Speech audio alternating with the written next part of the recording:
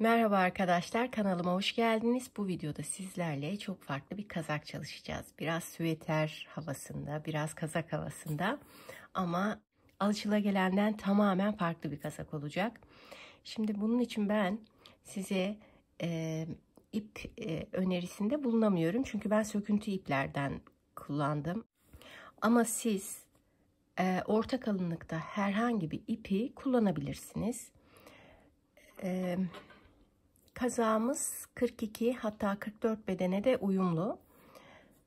Arka bedenden başlıyoruz. Kullandığımız şiş ise 4 numara şiş. Bunun için 90 ilmek attım. 2 sıra haroşa örüyoruz arkadaşlar.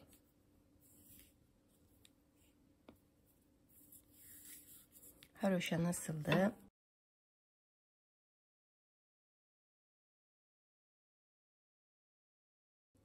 Düzleri de tersleri de düz gibi örüyoruz ya da ters gibi örüyoruz.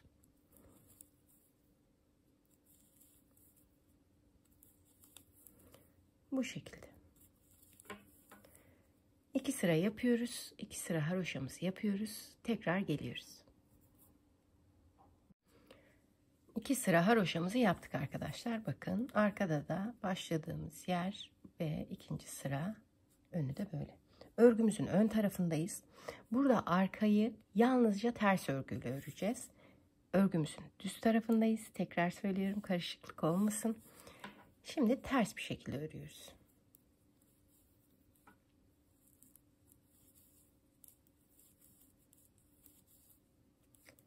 Bu sırayı ters örüyoruz.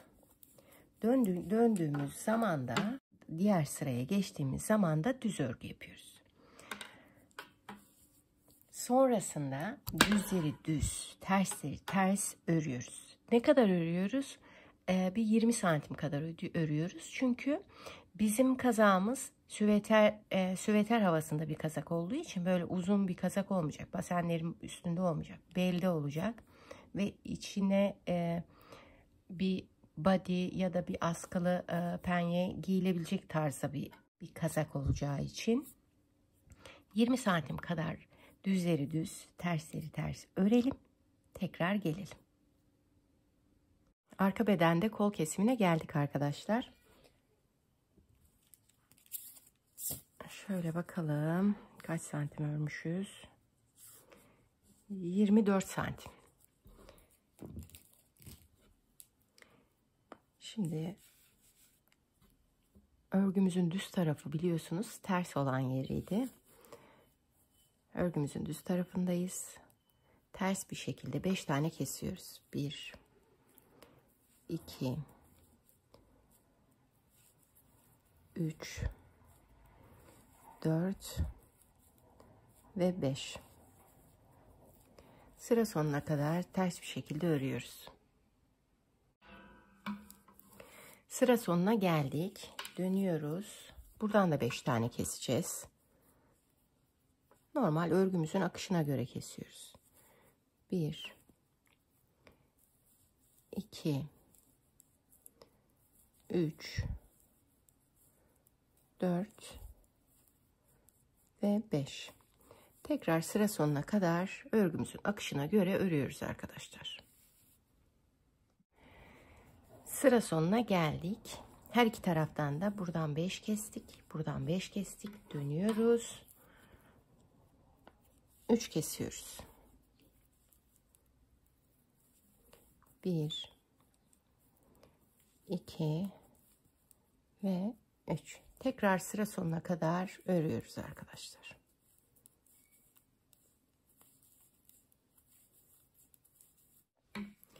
Sıra sonuna geldik. Buradan da aynı şekilde 3 kesiyoruz. 1 2 ve 3. Son 3'ü kesip kol kesim işlemimizi bitiriyoruz. Şimdi bundan sonra artık düzleri düz, tersleri ters bir şekilde devam edeceğiz. Ne kestik? Buradan 5 kestik. Buradan da 5 kestik. Sonra buradan 3 kestik. Buradan 3 kestik. Ve arka bedende kol kesimini bitirdik. Bundan sonra 18 santim kadar düzleri düz, tersleri ters bir şekilde öreceğiz arkadaşlar. Örelim, gelelim. Kollarımızı kestik.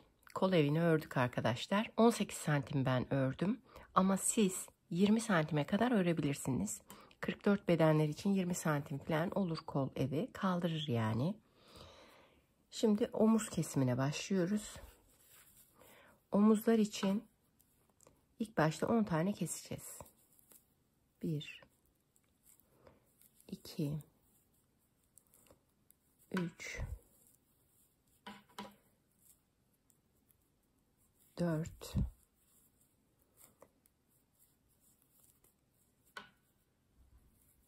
5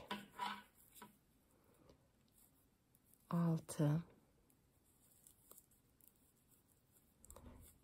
7 8 9 ve 10.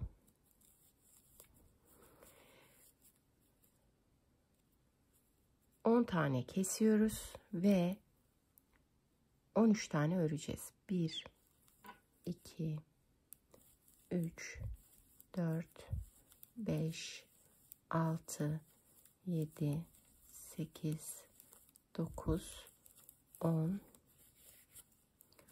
11 12 ve 13. Şimdi bunu da size anlatayım. Her bir omuz için 23 ilmek ayırdık. 46 ilmek. Zaten 90 ilmekle başlamıştık. 16 ilmek kestik kollardan. 8 buradan, 8 buradan kestik. Elimizde 74 ilmek kaldı.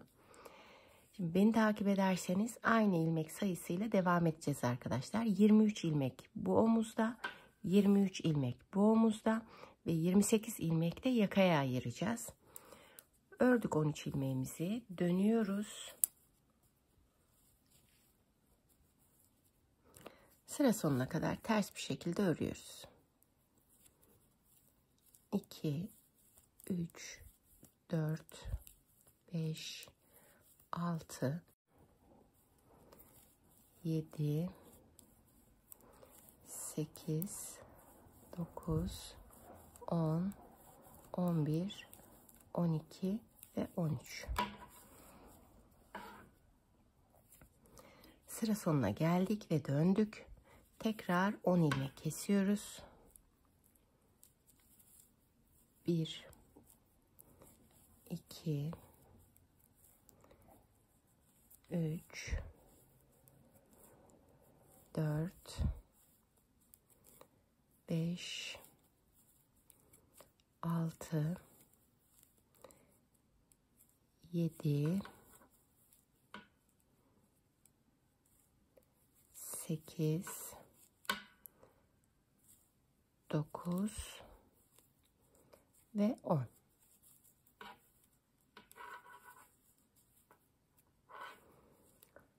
Elimizde 2 ilmek kaldı bakın. O 2 ilmeği de düz bir şekilde örüyoruz. 3 ilmeğimiz kaldı. Dönüyoruz.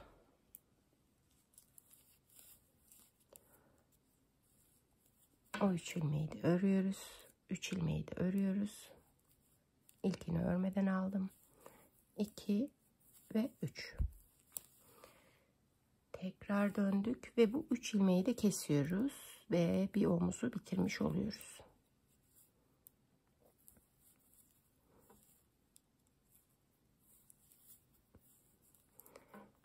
İpliğimizi uzun keseceğiz. Omuz dikiminde kullanacağız bu ipliği ve bağlayacağız.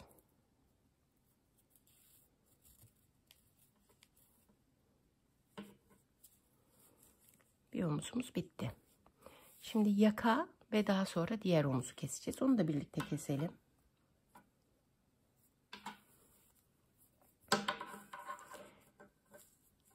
Şimdi şuradan hemen alalım ipliğimizi.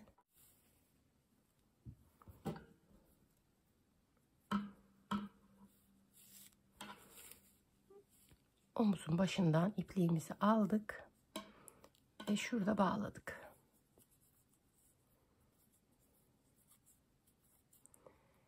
Şimdi burada yaka kesimine başlayacağız. Kaç ilmek ayırmıştık? 28 ilmek yakaya ayırmıştık. 28 ilmek keseceğiz. Burada elimizde tekrar 23 ilmek kalacak. 1 2 3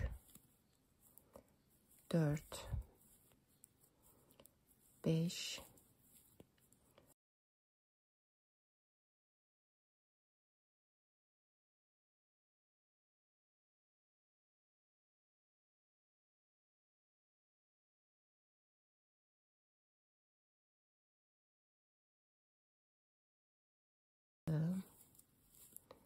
27 ve 28.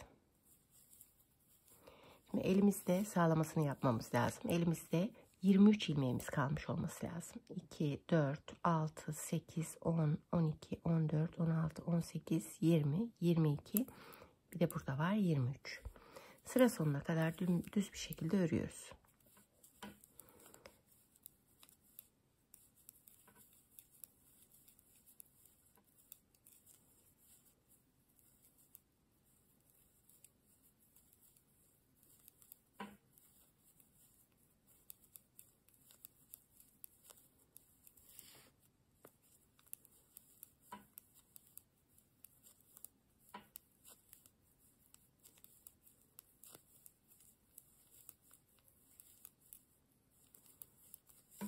Sıra sonuna geldik ve yan hattayız. Bakın. Tekrar döndük.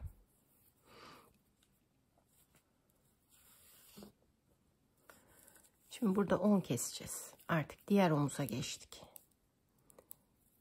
1 2 3 4 5 6 7 8 9 ve 10. Şimdi elimizde kalan ilmekleri örüyoruz. Tekrar sıra başına geliyoruz.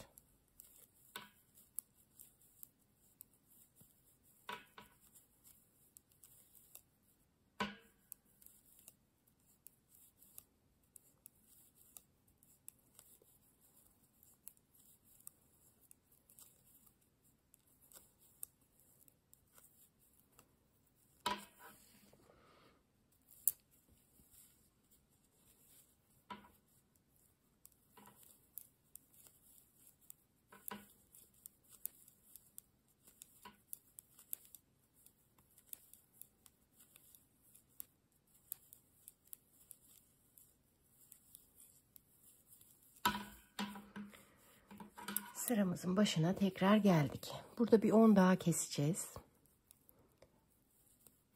1 2 3 4 5 6 7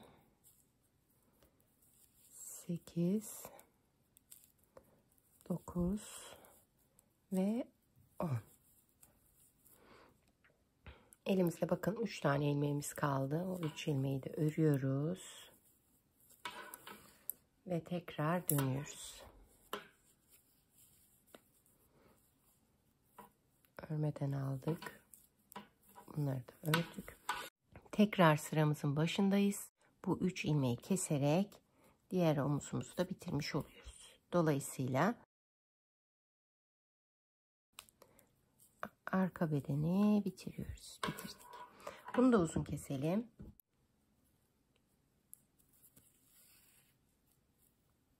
Bunu omuz dikişlerinde kullanacağız. Bakın.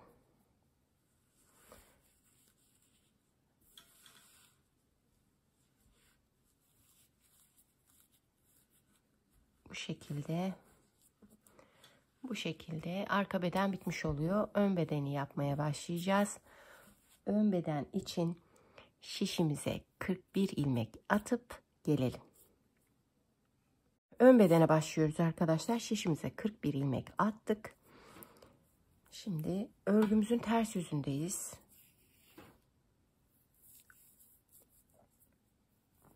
İki tane düz örüyoruz. İlk ilmek olduğu için örüyorum bunu. Daha sonra örmeden alacağım. 2 tane düz ördük. İpliğimizi öne getirdik. 4 tane ters örüyoruz. 1, 2, 3 ve 4. Tekrar ipliğimizi arkaya aldık.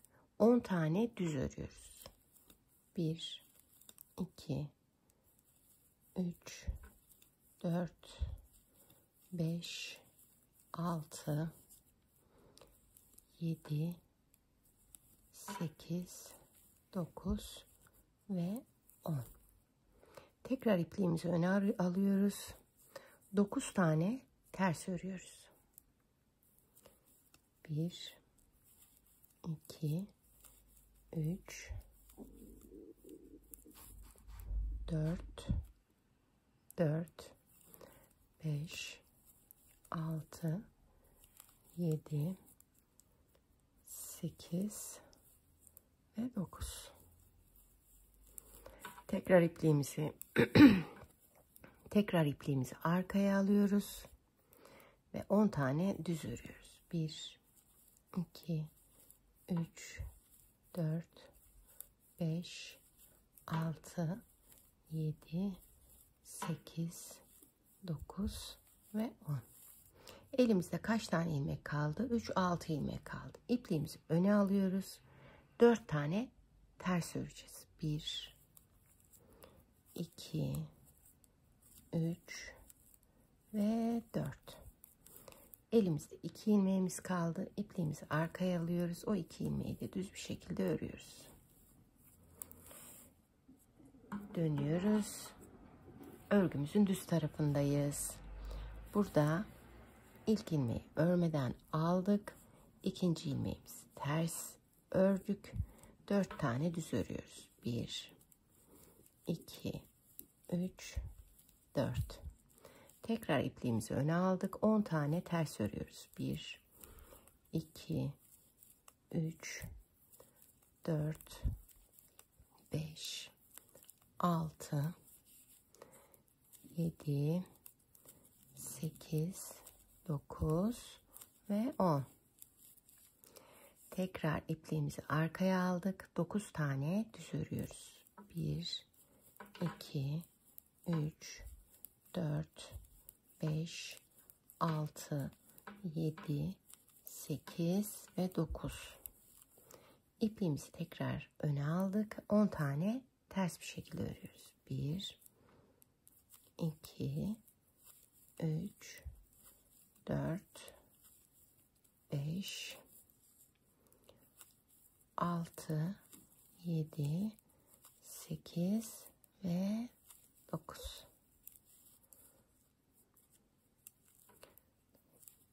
10. Şimdi elimizde 6 ilmeğimiz kaldı. İpliğimizi arkaya alıyoruz. 4 tane düz örüyoruz. 1, 2, 3, 4. İpliğimizi öne aldık. 2 tane ters örüyoruz. 1, 2. Tekrar dönüyoruz. Artık sistem aynı arkadaşlar. Düzleri düz, tersleri ters. Örgümüzün düz tarafından tarif edeyim size. Örgümüzün düz tarafında 2 tane ters yaptık. 4 tane düz yaptık. 10 tane ters yaptık. 9 tane düz yaptık. 10 tane tekrar ters yaptık. 4 tane düz yaptık ve 2 ters yaptık. Bu şekilde öreceğiz. Ne kadar öreceğiz? Şu tersleri sayacağız arkadaşlar. Ters sayımız 5 tane 5 sıra oluncaya kadar öreceğiz. Şu ortadaki tersleri. Örgümüzün düz tarafında şu ortada 9 tane düz örgümüz vardı. Onunla saç örgü, burgu yapacağız. Şu 4 taneler başta ve sonda 4 tane olanlarda da burgu olacak. Bu şekilde devam edeceğiz. 10 sayılı olan, 10 ilmek olan ters ilmekleri sayalım. 5 sıra örelim. Tekrar gelelim. 5 sıramızı ördük. Örgümüzün düz tarafındayız. Bakın sayalım beraber. 2, 4 ve 5. sıra. Şimdi 6. sıraya başlıyoruz. 6. sırada burgularımızı yapacağız. 2 tane tersimiz vardı. Örgümüzün düz tarafındayız. Bunu unutmayalım. İlkini örmeden aldım. İkinci tersimi ördüm. Şimdi ipliğimi arkaya aldım. Şu 4 ilmeği boşa alıyorum. Arkadan şu öndeki 2 ilmeği aldım. Şuradaki 2 ilmeği de şu şişime geçirdim ve yer değiştirdim. Alış tarzına dikkat edelim arkadaşlar. Bu taraftaki, buradaki ilmekleri bu tarafa yer değiştiriyoruz. Ve aynen örgümüzün akışına göre bu 4 ilmeğimizi örüyoruz. 2, 3 ve 4. İlk burgumuzu yaptık. İpliğimizi öne alıyoruz. 1, 2, 3, 4, 5, 6, 7, 8, 9 ve 10 ilmeğimizi ördük. Şimdi burada 6. sırayı yapıyoruz. Onun için bir ayraca ihtiyacımız var. Şurada hemen bu 6. sıraya bir ayraç iliştiriyorum. Çünkü bundan sonra burgularım eşit aralıklarda olsun istiyorum. Bunun için ayraca ya da herhangi bir farklı bir renkte ip de kullanabilirsiniz. Şimdi buradaki burgumuza geldi. Şimdi 6 ilmeğimi bırakıyorum. 6 ilmeğimi. Bakın aynı burada olduğu gibi arkadan şu öndeki ilmekleri 3 ilmeği alıyorum. Şimdi burada 3 ilmeğim kaldı. 1, 2 ve 3. Şu 3 ilmeği de ön tarafa alacağım. Yer değiştirdim. Tekrar örgümün akışına göre şu 6 ilmeği de öreceğim. 1, 2, 3, 4, 5 ve 6. Bakın saç örgümün 3 ilmeği kaldı. Onu da düz örüyorum. 1, 2 ve 3. Şimdi tekrar ipliğimi öne alıyorum. 10 tane tersimi örüyorum. 1, 2, 3, 4, 5, 6, 7, 8, 9 ve 10. Şimdi tekrar baştaki burguma geldi. 4 ilmeğimi boşa alıyorum. Arkadan alıyorum. Bu ilmeğimi, şu öndeki 2 ilmeği de şişimin ön tarafına getiriyorum. Ve akışına göre örüyorum. İpimi arkaya aldım.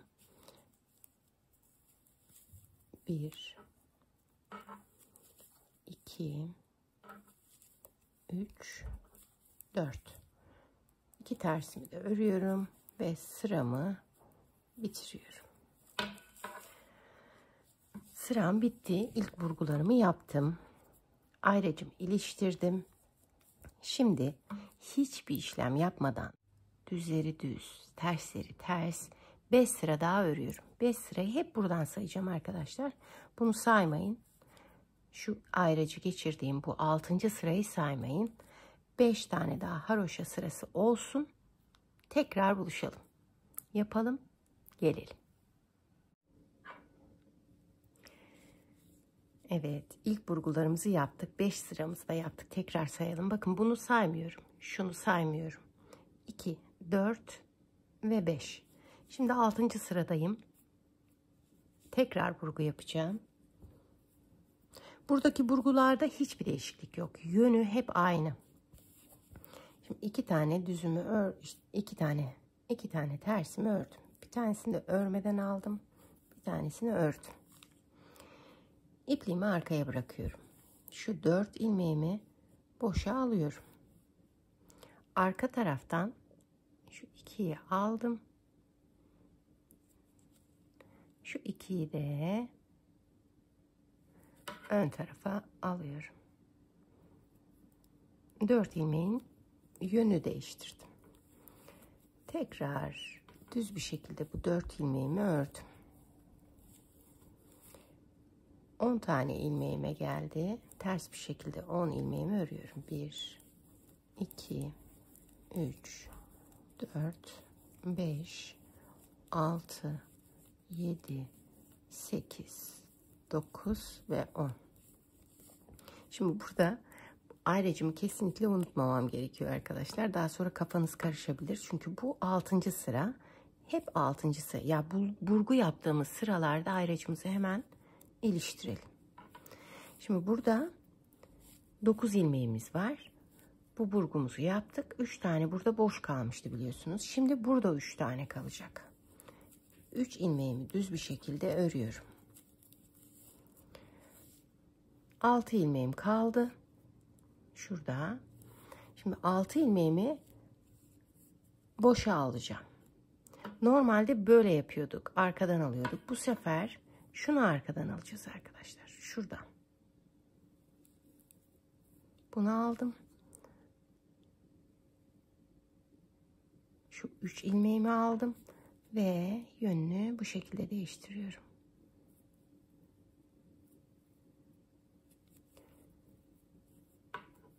Bir, 2, 3, 4, 5 ve 6.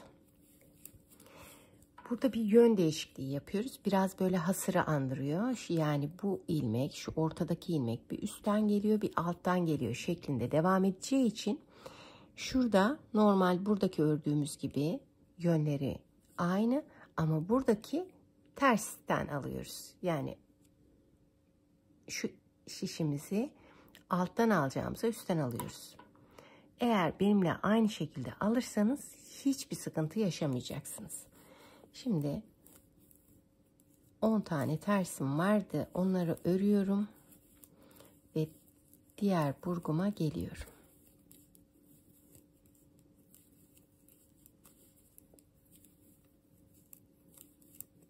Bu kenardaki burgularda hiçbir değişiklik yok. Aynı. 4 ilmeğimi bıraktım. Arkadan aldım. Şu kalan ilmeklerimi de öne alıyorum. Yerleştirdim. Şişime ipliğimi arkaya aldım ve 4 tane düz bir şekilde örüyorum.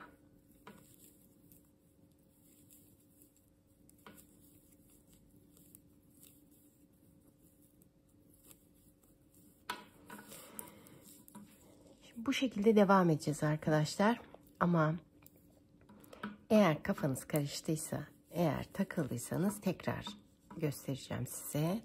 Aslında bu modelimiz burada bitti. Ama şu yön değişikliklerde kafa karışıklığı olmasın diye bir model daha göstereceğim size. Ayrıcımızdan sonra bu sırayı saymayalım. 5 sıra daha yapalım. Tekrar buluşalım. Bakın modelimiz bu şekilde. Bir burada var burgu, bir de burada. Ortadaki 3 ilmeğimiz joker. Şimdi tekrar sayalım. Bakın bunu saymıyorum. Ayrıcımın olduğu sırayı saymıyorum. 2, 4, 5 sıra yaptım. Şimdi örmeden alıyorum. 2 tane tersimi yapıyorum. İpliğimi arkaya aldım. Şu 4 ilmeğimi boşa aldım. Hemen arkadan 2 ilmeğimi aldım. Şu 2 ilmeğimi de öne yerleştirdim. Ve ilk burgumu yapmış oldum. Düz bir şekilde örüyorum. ipliğimi öne alıyorum. 10 tane ters örgümü örüyorum. 2, 3, 4, 5, 6, 7, 8, 9 ve 10. İpliğimi arkaya aldım. Ama ilk yapacağım şey hemen ayracımı şu 6. sırama takıyorum. Bağlıyorum ve bu benim sıralarımı unutmamamı sağlıyor. Şimdi ipliğimi arkaya aldım ve 6 ilmeğimi boşa aldım. Aynı baştaki burgu şeklinde arkadan şu 3 ilmeğimi yakaladım. Şu kalan 3 ilmeğimi de hemen aldım. Ön tarafa yerleştirdim. Ve düz bir şekilde örüyorum. 1, 2, 3, 4, 5 ve 6. Bu saç örgümün diğer üçü. Onu da düz bir şekilde örüyorum. 2, 3. Bunları diğer burguda kullanacağım. İpliğimi öne aldım. Ters bir şekilde ördüm.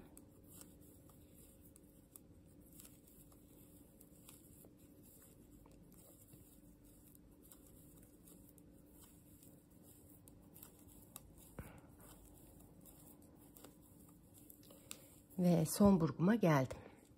4 ilmeğimi bırakıyorum. Arkadan öndekileri alıyorum. İpliğimi arkaya alayım. Hemen şu kalan ilmeklerimi de öne getiriyorum. Yerlerini değiştirerek burgumu oluşturuyorum arkadaşlar. Onları da örüyorum. 2, 3 ve 4. İpliğimi öne aldım. 2 tane tersimi örüyorum. Artık düzleri düz, tersleri ters 5 sıra daha yapalım ve bu taraftaki burguyu son bir kez göstererek bitireceğiz arkadaşlar. Devam edeceğiz. Aynı şekilde devam edecek. 5 sıra yapalım. Gelelim. Bakın örneğimiz, modelimiz daha netleşti. Bakın böyle geliyor. Şuradan üstten geliyor. Şuradan alttan gidiyor. Yani biraz hasır görüntüsü var. Ama burgularla yapıyoruz. Bu burguların da şekli, yönü hep aynı. Şimdi bu tarafta yaptık. Bu tarafta yaptık. Şimdi şu burgumuzu yapacağız. Bakın. Bir burada yapıyoruz. Sonra bir 5 sıra örüyoruz. Burada yapıyoruz. Burada, burada. Şimdi sıra burada. Şişimizi aldık. Buradaki bu burguların yönü değişmiyor biliyorsunuz. Örmeden aldım. İkinci tersimi ördüm. İpliğimi arkaya aldım. 4 ilmeğimi boşa bıraktım. Arkadan aldım. Tabii alabilirsem. Şunu da aldım. Şu 2 ilmeğimi de ön tarafa aktardım. Ve 4 ilmeğimi düz bir şekilde örüyorum.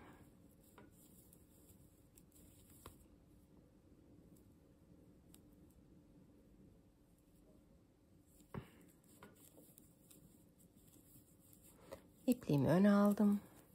10 tane ters örgümü yapıyorum.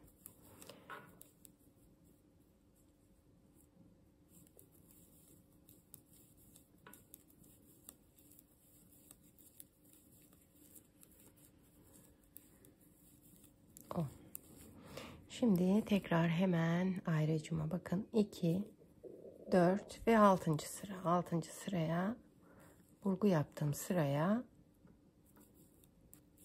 iliştirdim. Şimdi ipliğimi arkaya aldım. Şöyle göstereyim. En son bu tarafta burgu yapmıştım. Şimdi bu tarafta yapacağım. Yani 3 tane ilmeğimi öreceğim.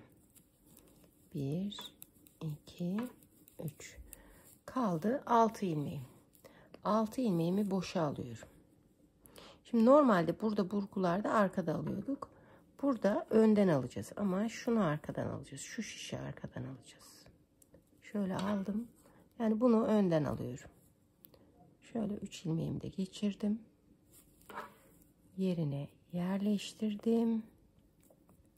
Yalnızca burada saç örgüsünün yönü değişik. Bu şekilde alırsanız hiç sıkıntı yaşamazsınız. Evet, bunları da ördüm. İpliğimi öne aldım. 10 tane tersimi örüyorum ve son burguma geliyorum.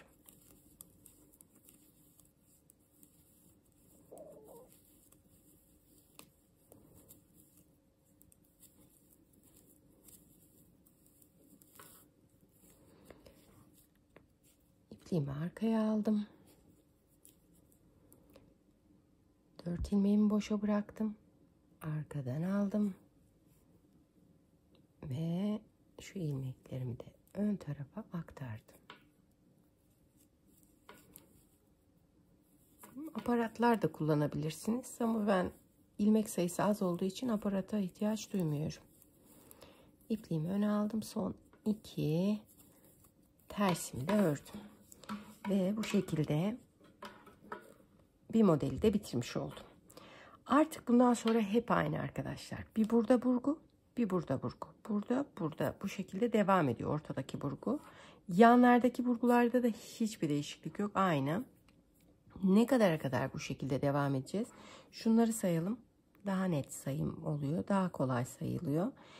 1, 2, 3, 4 tane ördük. Yani her iki burguda bir model oluşuyor aslında. Şu modeli oluşturuyoruz. 4 tane yaptık. Buradan sayacağız. 20 burgu yaptığımız zaman kol kesimine gelmiş olacağız arkadaşlar. Şunları sayarak 1, 2, 3, 4, 20 yapınca tekrar buluşacağız. Bunları yapalım. Gelelim. 20 burgu yaptık arkadaşlar. Beraber sayalım. 1, 2, 3, 4, 5, 6, 7, 8, 9, 10, 11, 12, 13, 14, 15, 16, 17, 18, 19, 20. Şuradan artık kol kesimine başlayacağız. İlk etapta 5 tane kesiyoruz. 1, 2, 3, 4 ve 5. Örgümüzün akışına göre gidip dönüyoruz.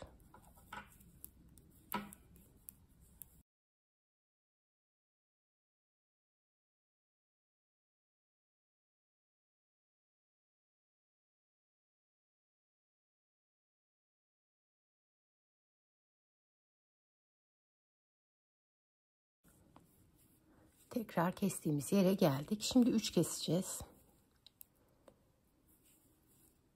1, 2 ve 3. Tekrar örgümüzün akışına göre gidiyoruz, geri dönüyoruz.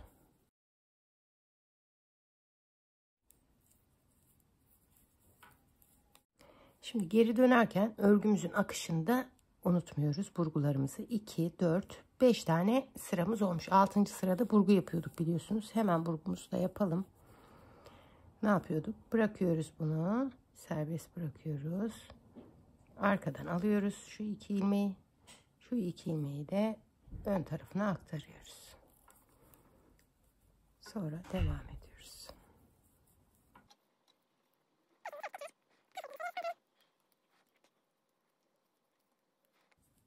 İlmek ayracımızı unutmuyoruz.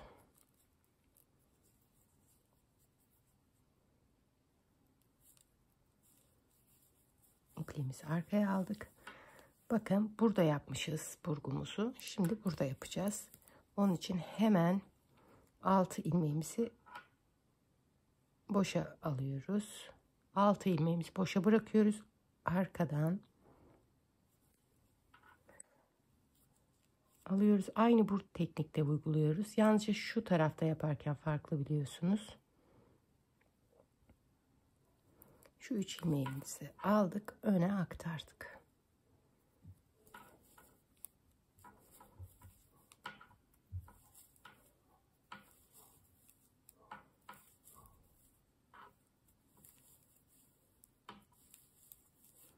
Şu 3 ilmeğimizi de düz bir şekilde örüyoruz.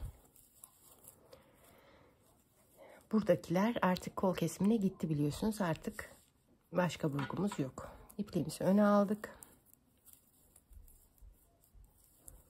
Ve sıramızın sonuna geldik.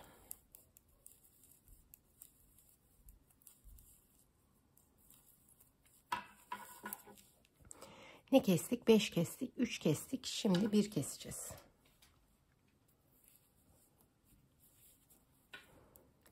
Bir kestik. Ve sıramızın sonuna kadar gidiyoruz, geri dönüyoruz.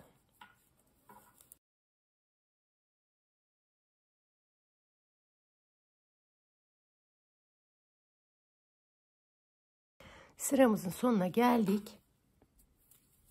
Dönüyoruz ve son biri keserek kol kesim işlemini bitiriyoruz arkadaşlar. Şöyle aktarayım buraya. Bundan sonra dümdüz ilerleyeceğiz. Kol evini öreceğiz. 18 santim kadar dümdüz öreceğiz. Örerken tabi bu burgularımızı da unutmayacağız. 18 santim kadar örelim. Omuz kesmek için buluşalım arkadaşlar. Yapalım, gelelim. Kol evini 18 santim ördük arkadaşlar. Şimdi sağlamasını da yapalım. Arka bedeni örmüştük. Arka bedenin kol eviyle ön bedendeki kol evini ölçüyorum. Ve aynı. Şimdi artık omuz kesimiyle ön bedeni bitireceğim. Kol tarafına geldik. Bir gittik geldik. 10 tane keseceğiz. 1 2 3 4 5 6 7 8 9 ve 10. İpliğimizi öne alıyoruz. Sıra sonuna kadar örüp geliyoruz.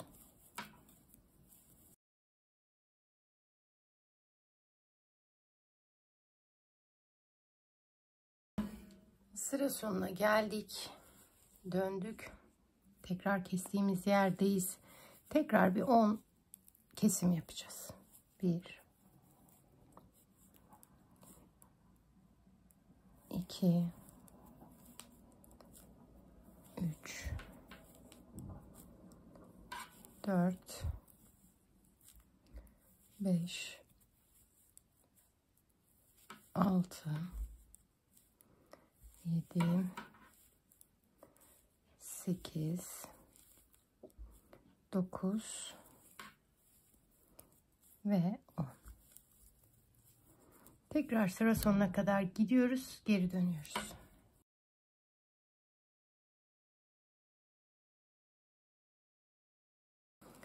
Bu arada tabii şunun da burgusunu yapma zamanımız gelmiş. 2, 4, 5 sıra yapmışız. 6. sırada burgumuzu da yapıyorduk biliyorsunuz. Bunu hiç ihmal etmeyeceğiz.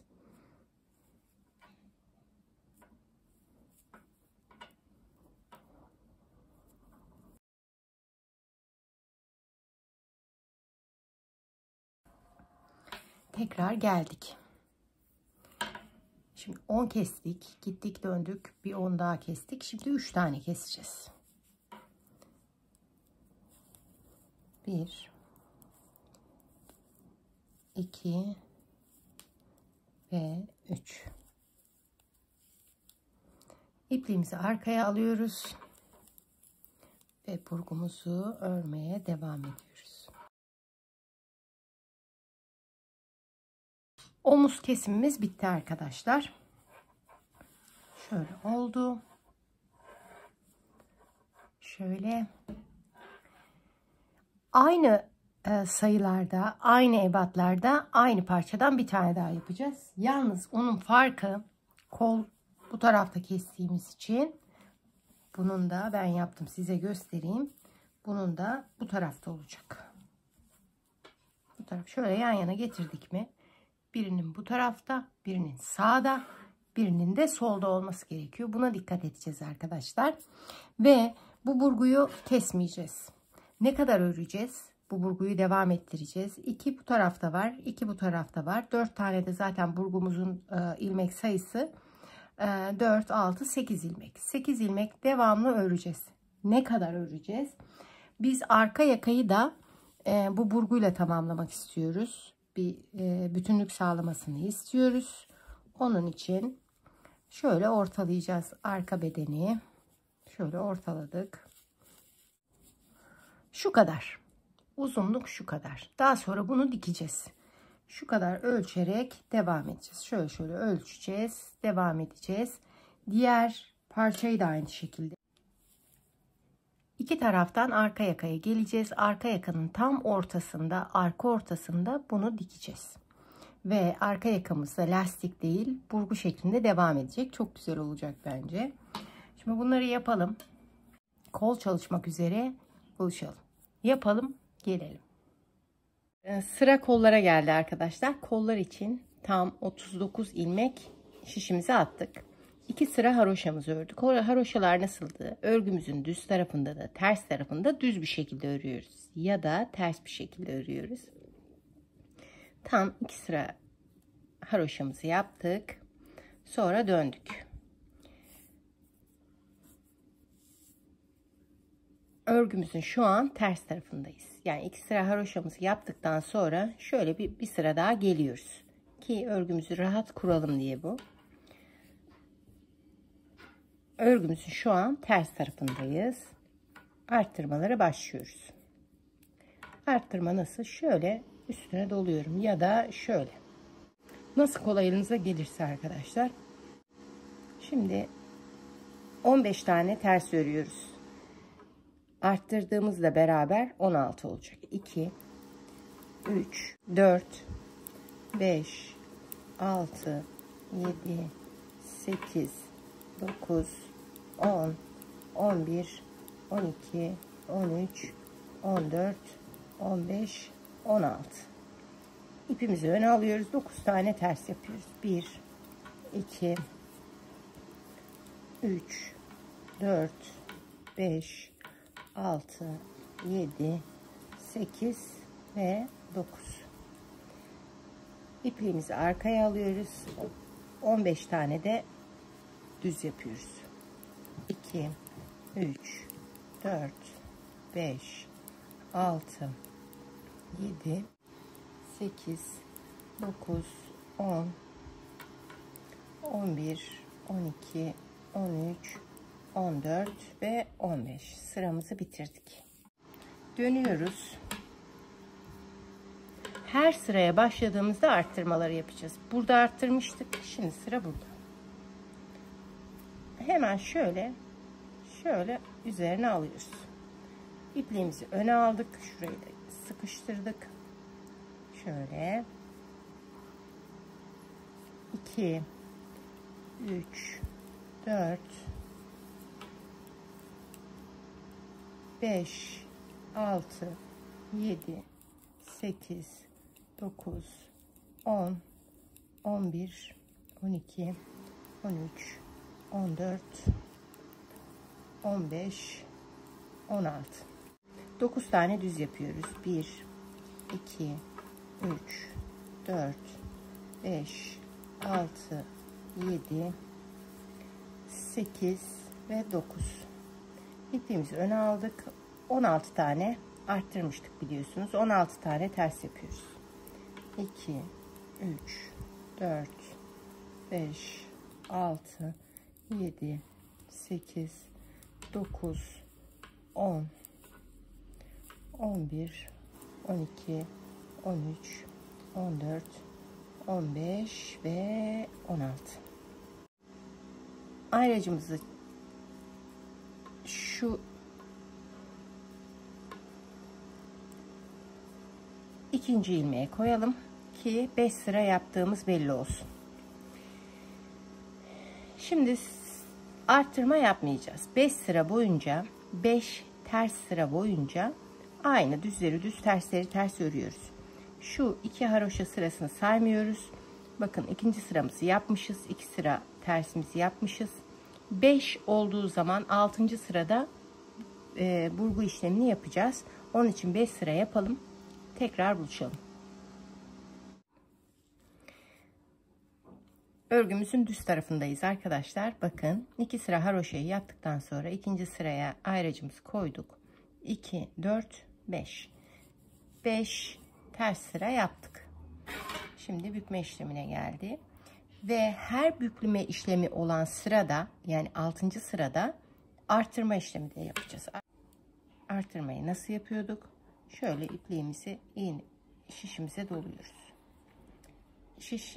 İpimizi öne alıyoruz ve örmeye devam ediyoruz. 16 idi, 17 olacak artırmayla. 2,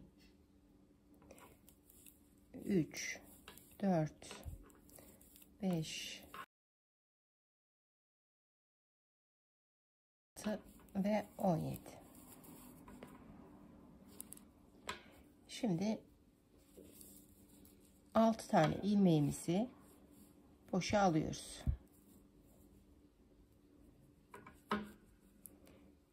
Arkadan şu öndeki 3 ilmeği şişimize aldık. Şu geride kalan şu ilmeği de öne alıyoruz, aktarıyoruz. Ve böyle örmeye başlıyoruz. 1, 2, 3, 4, 5, 6, 7, 8 ve 9. Tabi bu sırada ayracımızı da koymayı unutmuyoruz. Bu 6. sıramız bizim. Hemen ayracımızı ekliyoruz. İpliğimizi öne aldık. 1, 2, 3, 4, 5, 6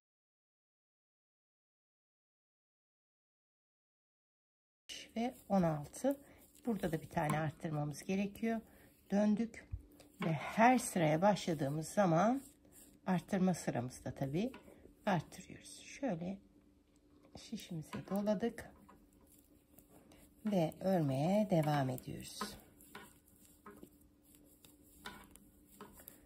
Şimdi nasıl oldu?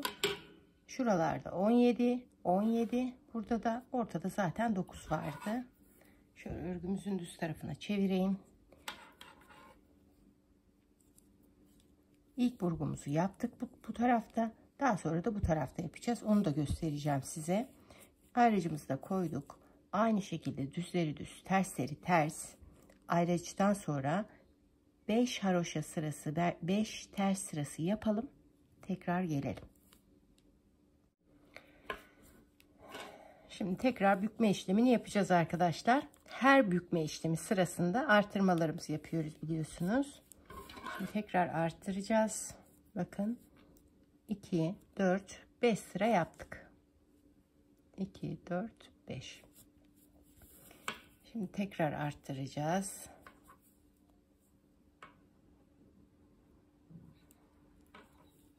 İpliğimizi öne aldık. Hemen sıktık ve arttırmamızı yapıyoruz.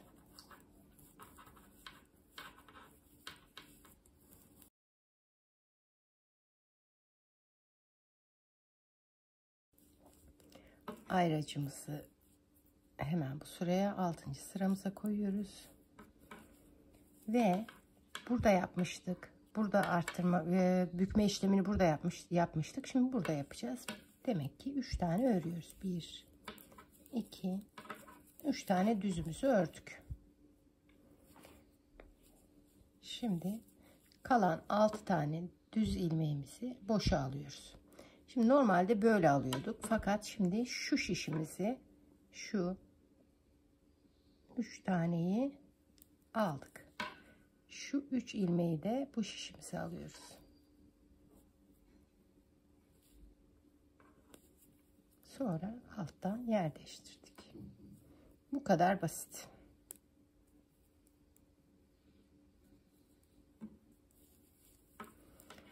düz bir şekilde bu 6 ilmeğimizi örüyoruz. 2 3 4 5 ve 6.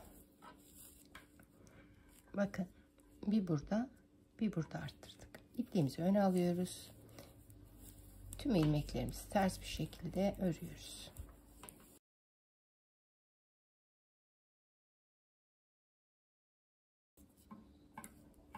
Bitirdik. Burada arttırmıştık. Burada ördük ve arttırma işlemine daha yapmadık. Dönüyoruz. Hemen arttırma işlemimizi yapıyoruz arkadaşlar.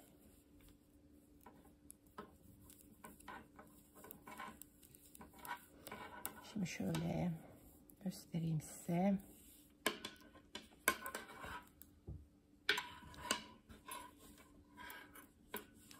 Şurada arttırdık. Şu sırada arttırdık ve şurada 15'te başladık. 16, 17, 18. Yani 18 burada var, 18 burada var. Bu şekilde devam edeceğiz. Bir buradan arttıracağız arkadaşlar. Her burgu sırasında iki taraftan da arttırmalarımıza devam edeceğiz. Kaç sıra oluncaya kadar? Şunları sayalım. Bunlar 15'te başladık. 35 ilmek oluncaya kadar devam edeceğiz. 35 ilmek yapalım. Ama 35 ilmeği tam bir baz almak da 35 ilmek diyorum ama herkesin kol uzunluğu farklı olabilir. 3 aşağı 5 yukarı 60 santim civarıdır kollar. Ama gene de siz herhangi bir sıkıntı yaşamamak için ördüğünüz zaman, biraz ilerlediğiniz zaman koltuk altınıza bunu koyarsınız ve ellerinizin şurasına gelinceye kadar örmeye devam edin. Yani 35 olur, 37 olur, 38 olur. O çok sıkıntı değil arkadaşlar. Bu şekilde kolumuzu yapacağız. Daha sonra kol kesimi için buluşacağız. Bunları yapalım. Tekrar gelelim. Kolumuzu yaptık arkadaşlar. Ne kadar yaptık size bir söyleyeyim. Aslında ben size ölçü veriyorum ama herkesin kolu farklıdır. Ölçe devam edeceksiniz. Yalnızca her bükme işlemini yaptığımız sırada arttırmalara devam ederseniz kolunuzun ölçüsüyle devam edecek. Yanlarda da 35 diye hesaplamıştım ama 36 tane. Her bir şu yandaki ilmek sayısı 36'ya ulaşıyor arkadaşlar. Burası 36, burası 36, burası zaten 9 aynı sayıyla gidiyor. Şimdi örgümün ters tarafındayım. Burada 5 tane tek seferde keseceğim. 1 2 3 4 ve 5. Örgümün akışına göre örüyorum.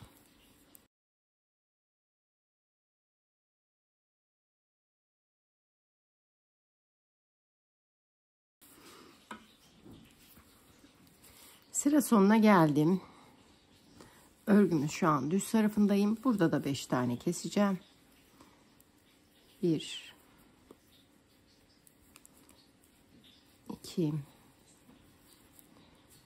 3 4 ve 5. Bundan sonra artık tek tek kesim yapacağız.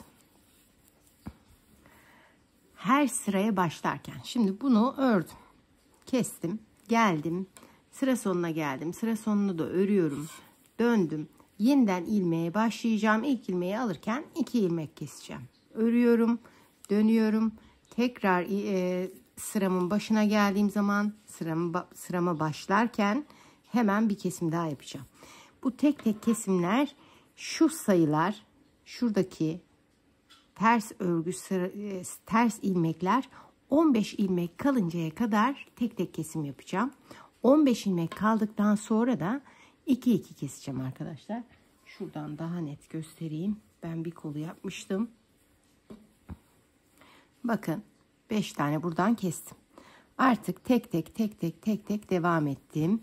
Ta ki elimde şu ters sıralar 15 ilmek kalıncaya kadar. 15 ilmekten sonra 2 kesiyorum ki şu ovalliği yakalayayım diye. 2 buradan 2 buradan kesiyorum. Sıraya başlarken 2 ilmek kesiyorum. Sıramı bitiriyorum. Sonra dönüyorum. Tekrar sıraya başlarken 2 ilmek, bu şekilde devam ediyor. Nereye kadar? Elimde şu 9 ilmek kalıncaya kadar. Tabii bu akışta devam ediyor. Bunu da ihmal etmiyorum. Elimde 9 ilmek kalınca tek seferde o 9 ilmeği kesiyorum ve kolum bitmiş oluyor.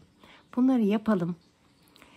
Artık kazağımızı birleştirmek üzere buluşalım arkadaşlar. Yapalım, gelelim.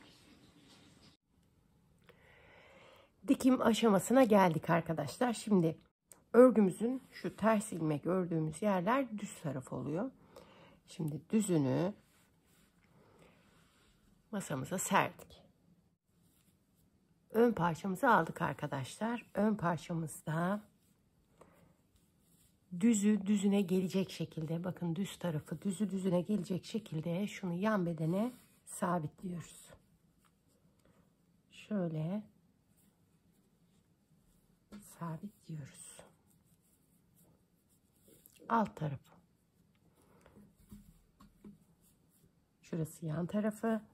Düzü düzüne gelecek. En alt başladığımız noktayı şu yan hata iğneleyerek göstereceğim size. Ondan sonra dikimi de iğne ardı şeklinde dikeceksiniz arkadaşlar. Şöyle.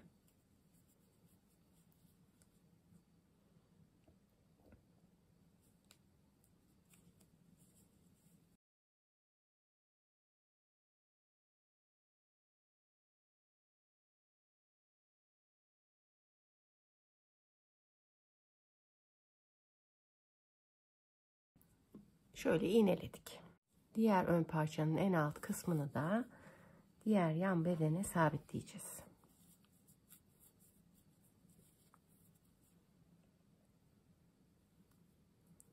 İğneleyeceğiz.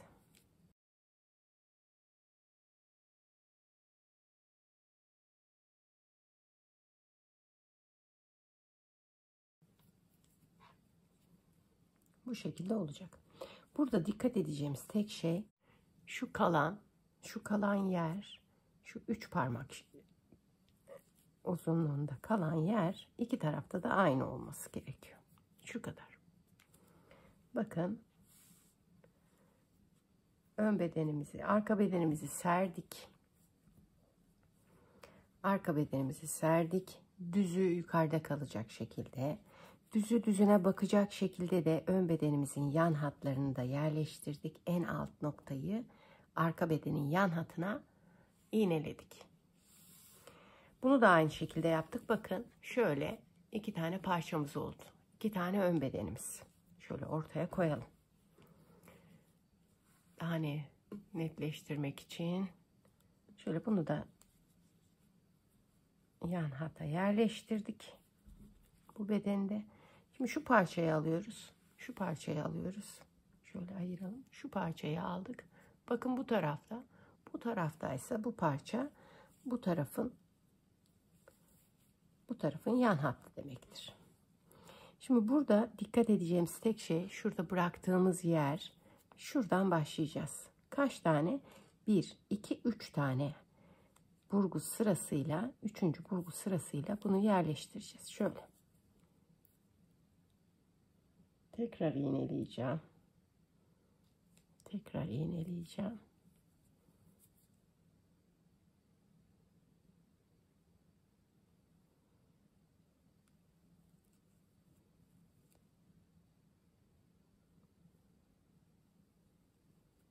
Bakın. Bu böyle oldu. Şu altta, şu diğer parçada, şurada olan şu parçada alıyoruz. Tekrar kol altından sayıyoruz. Kol altından 1, 2, 3. Onu da hemen üstüne yerleştiriyoruz. Şöyle 1, 2, 3.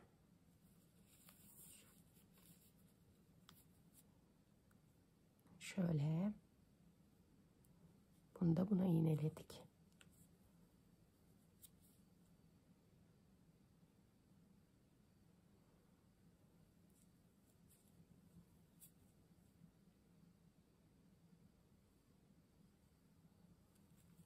Şunu da getiriyoruz. Üstüne sabitliyoruz.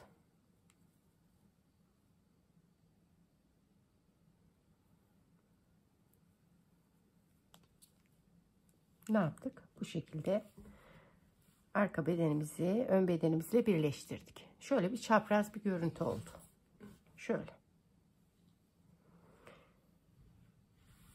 Şimdi bu taraftaki ön bedenimiz altta oluyor. Onu alıp zaten kendi kendini gösteriyor arkadaşlar. Şu omuz hattına yerleştiriyoruz.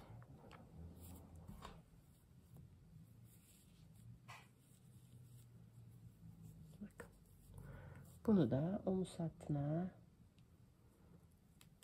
dikeceğiz. Zaten sayılar aynıydı. Birbirini tutacaktır.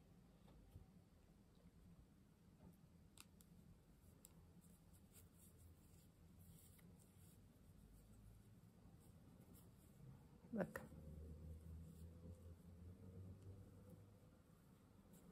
10 kesik, 10 kesik, kalan 3'ü de buraya ayırmıştık. Bunu böyle diktik. Bunu da aynı şekilde hemen omuzda birleştiriyoruz arkadaşlar. Bakın ilk 10.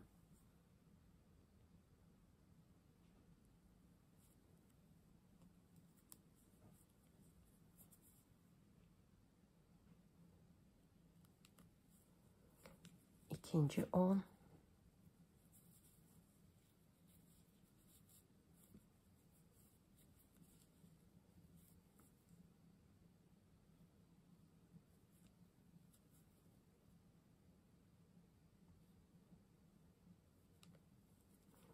Ve şu 3 ilmek. Tamamdır. Şimdi ilk önce şu iğnelediğimiz şu yan hatları bu şekilde iğne ardıyla dikiyoruz. Bu yan hattımız. Diğer yan hattımızı da aynı şekilde iğne ardıyla dikiyoruz. Omuzları iğneledik gene. Bunu da iğne ardıyla dikiyoruz. Diğer omuzu da aynı şekilde. Daha sonra şu ön bedende şunu ayırdık. Şunları şöyle birleştirerek şu şekilde ortalıyoruz. Şunu da şu şekilde. En sonunda da şu ikisini birleştirip dikerek arka yakayı da bu şekilde oluşturuyoruz arkadaşlar. Ve kazağımız bitmiş oluyor. Daha sonra temizliğini yapacağız. Bakın benim söküntü iplerden olduğu için çok fazla ipler var. Bunları temizleyeceğim. Bunları dikelim. Tekrar buluşalım. Tekrar birlikteyiz arkadaşlar. Dikişimiz, yan dikişimiz, omuz dikişimiz bitti. Şöyle göstereyim size. Ben dayanamadım. Temizliğimi de yapmadan, şu iplik temizliklerini yapmadan giydim. Gerçekten samimiyetle söylüyorum, harika durdu. Böyle biraz kazak havasında, biraz süveter havasında ve her şeyin üstüne giyebileceğiniz bir kazak oldu. Bir siyah eteğin üstüne ya da bir kaşe, ekose, içinde siyahlı olan, grili, fümeli olan bir eteğin üstüne, siyah düz klasik bir pantolonun üstüne, hatta kot pantolonun üstüne bile giyebileceğiniz bir kazak. Yani gardırobunuzda olması gereken giy çık kazaklardan, joker kazaklardan, kurtarıcı kazaklardan birisi oldu. Şimdi kolları da göstereyim size. Şimdi tersini çeviriyoruz. Beden kısmımızın tersini çeviriyoruz. Ben diktim. Onu da göstereyim size. Bu basit. Düz tarafı içinde kalacak şekilde tersinden şöyle baştan sona iğne ardıyla dikiyoruz kolumuzu. Sonra ters çeviriyoruz. Kolumuzun düz tarafına. Sonra bildiğiniz giydiriyoruz. Bakın bedenin de düz tarafı içte. Ters tarafı dışarıda. Sonra şunu şöyle getiriyorum. bedendeki alt kenar hat dikişiyle kol alt dikişini birleştiriyorum. Sonra bunu iğneliyorum.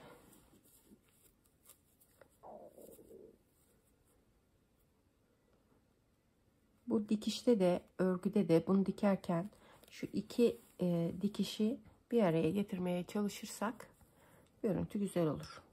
Daha sonra şurada da ipliğimizi ayırmıştık biliyorsunuz. Şöyle şu saç örgüsü kısmı da en üste sabitliyorum. Şöyle yavaş yavaş dikiyorum. Bakın.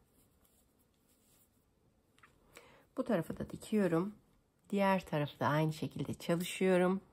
Ve mankenimize de giydiriyoruz. Ve son paylaşım için buluşuyoruz arkadaşlar. Yapalım, gelelim.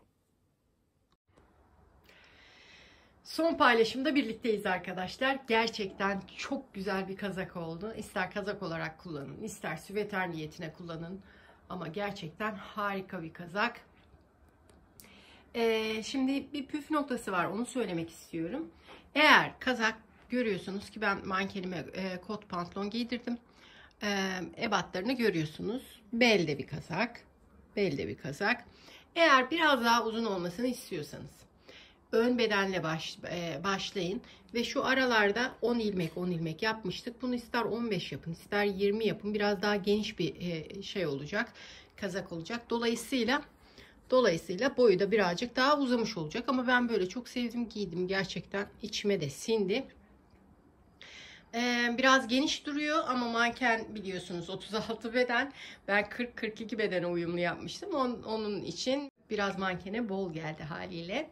Bir detay daha var. Mesela şurası şöyle yan hatlardan biz birleştirmiştik. İsterseniz şuradan, ben gerek duymadım ama siz isterseniz tam şuradan bir içten bir dikiş şuraya kadar bir 2 santimlik bir dikiş de atabilirsiniz. Hiç atmayabilirsiniz de. Gerçekten yaparken çok keyif aldım.